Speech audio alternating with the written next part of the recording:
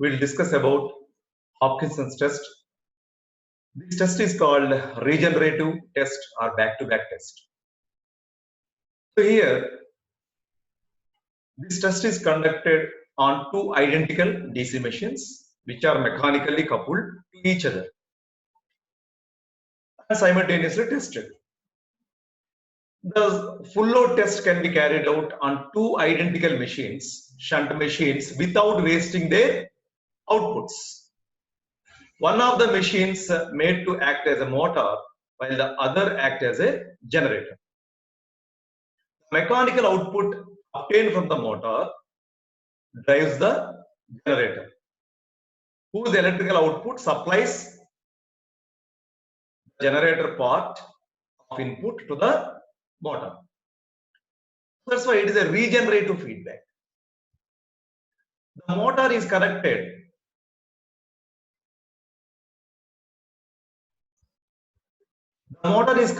to supply mains only to compensate for losses. Since in absence of losses, the motor generator set would have run without this external power supply. But due to losses, the generator output is not sufficient to drive the motor. The motor takes current from the supply to account for losses. That means mainly the supply is connected to account the losses for the motor. The generator cannot supply these losses. The output of the generator is not sufficient.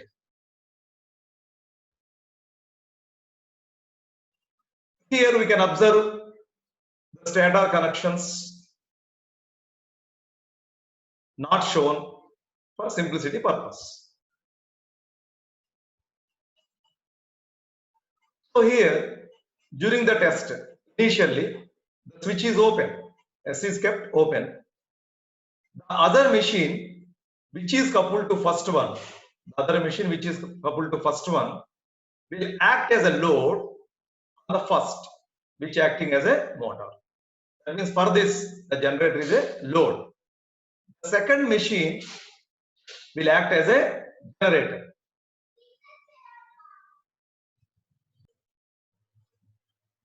The speed of the motor is adjusted to a normal value with the help of field rheostat. By adjusting this field rheostat, speed of the motor will be brought to rated speed. The voltmeter reading is observed. The voltage of the generator is adjusted by the field rheostat, so that the voltmeter reading is 0. Until the voltmeter reading is 0, this field rheostat is adjusted. What it indicates? The generator voltage is having the same magnitude and polarity as the supply voltage. If not, what happens? There will be a circulating current in the local loop of the armatures on closing the switch. Once the voltmeter reading is 0, the voltage across this generator and supply is same. Therefore, there will be no circulating current. Then switch can be closed. Once the switch is closed, the two machines can be put into on any load by adjusting their field rheostats. So the generator current I2, can be adjusted to any value by increasing the excitation of the generator or by reducing the excitation of the motor. The various readings shown by different ammeters. Here you can observe different ammeters. These readings are noted for further calculations.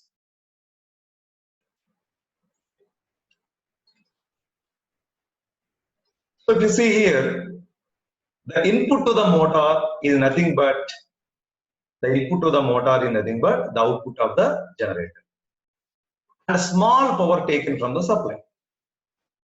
The mechanical output given by motor after supplying losses will in turn drive the generator.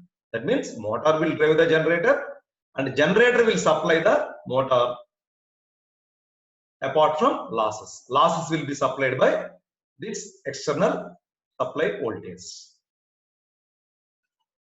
Next, if you see the nomenclature, V is supply voltage, I1 is the current taken from the supply, I2 is the current supplied by the generator, I3 is the exciting current of the generator, I4 is the exciting current of the motor, and RA is the armature resistance of each machine, and N is the efficiency of the both generator and motor. Here we are taking the efficiency is same for both generator and motor. We'll discuss about that. Why you are taking like that? So input to the motor is what? Voltage V into I1 plus I2 is the input to the motor. What is the output of the motor? Is nothing but efficiency into input. That means N into the input V into I1 plus I2. Output of the motor will be given as input to the generator. Therefore, what is the input to the generator? Output of the motor. That is N into V into I1 plus I2. Then what is the output of the generator? Efficiency into input. That means efficiency into this input. N into V into I1 plus I2. Therefore, N square V into I1 plus I2 is the output of the generator. The output of the generator can also be given as V into I2. That means V is the voltage across this and I2 is the current, V into I2. If you equate these two expressions, you will get from this the N. Therefore, N square is equal to I2 by I1 plus I2. Therefore, efficiency N is equal to square root of I2 by I1 plus I2. Here what you have taken the assumption, efficiency of the both the machines we have taken same. But the efficiency of equal efficiencies of two machines is true in case of only large output machines, where the difference in armature currents of two machines is not large. Difference is very small. Also, the difference in excitation current required to circulate full load current in the armature will not affect the iron losses. Because of these two reasons, for large machines, taking the efficiency same is not a issue. If you take the small machines, the difference between armature and the field currents is large. So efficiency cannot be taken same. We cannot assume the efficiency of both the machines same. Hence, stray losses are assumed to be equal. Mechanical losses, friction and windage losses, iron losses, these losses can be taken are assumed same. Whereas armature copper loss, field copper loss are separately determined for estimating the efficiencies separately. Small machines. So, what is the armature copper loss of the generator? Is nothing but the current. What is the current in the armature? I2 plus I3. That is the leaving current. I2 plus I3 into whole square into RA. What is the armature copper loss in the motor? What is the armature current? That is nothing but I1 plus I2 minus I4. This is the armature current. I1 plus I2 minus I4 whole square into RA. RA is missing here.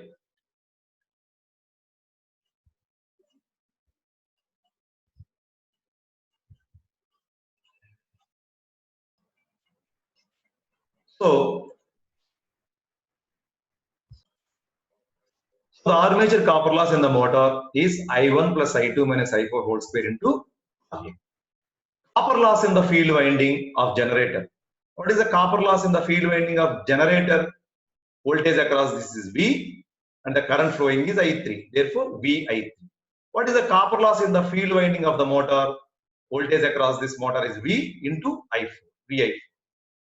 But the total losses in the generator and motor are equal. The power supplied by the mains. Therefore, what is the power drawn from the supply? V into I1. V into I1 is the power drawn from the supply. The stray losses of both the machine.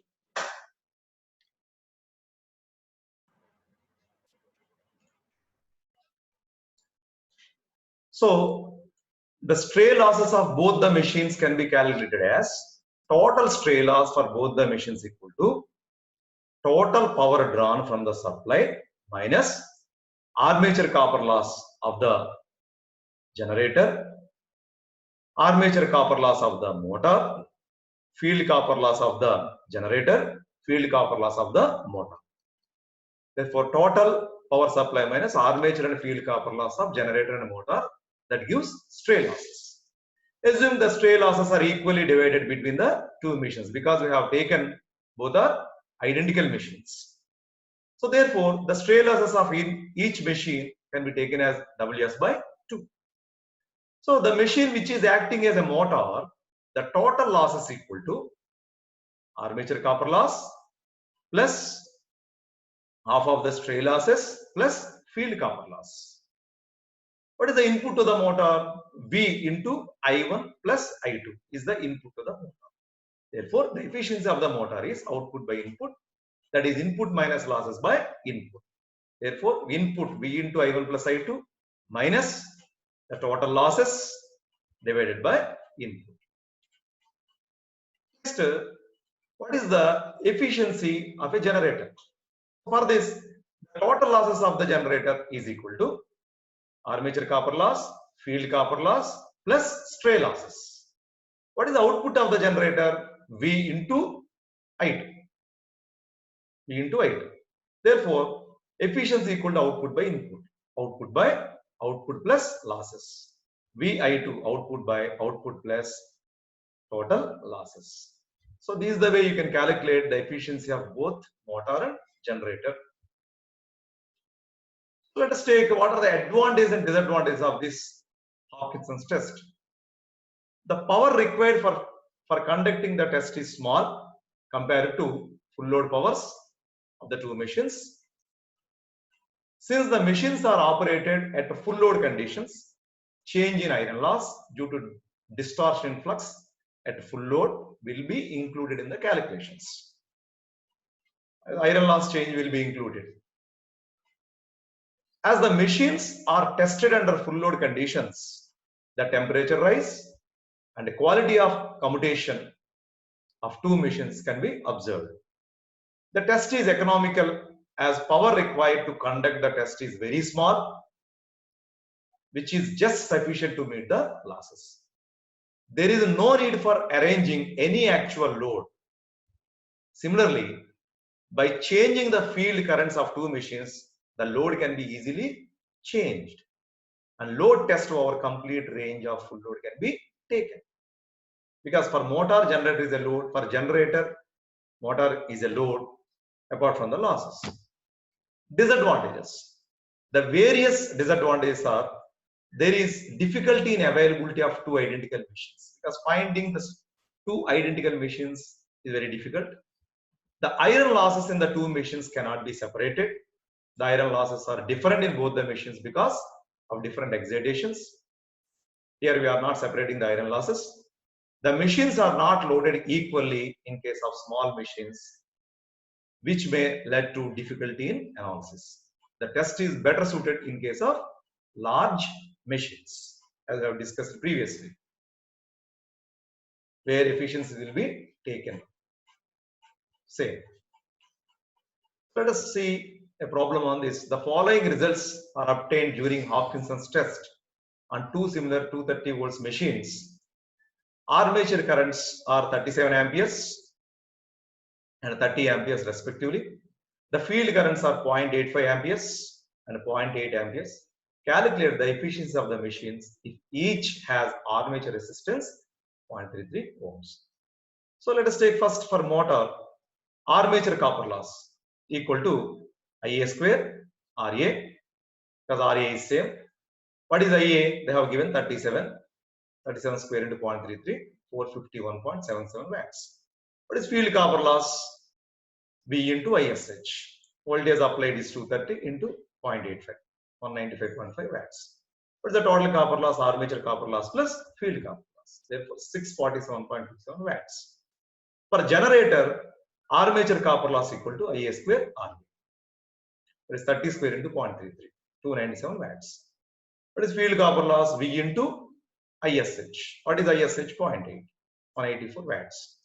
Total copper loss equal to armature copper loss plus field copper loss, which equal to 481 watts. So coming to the calculation of efficiencies. For motor generator set, total copper loss for the set is given by motor plus generator. Power taken from the supply is equal to V into I, 230 into the current drawn here is 8.65 amperes. So 1989.5 watts. What are the stray losses for the set? Power taken from the supply minus total copper loss. So if you substitute, you will get 861.23 watts. Stray loss for each machine equal to half of this value. So efficiency of the motor is given by input. What is input? V into I. V is 230, I is 37.85 amperes. Current taken by the motor. So that is 8705.5 watts. What is the motor output? Input minus losses. So input minus copper loss plus stray loss. If you substitute these values, you will get 7627.615 watts. Efficiency of the motor is equal to output by input. If you substitute the values, it is 87.61%.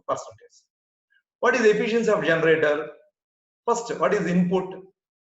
Already input is calculated because the output of the motor is nothing but the input to the generator, 7627.615 watts.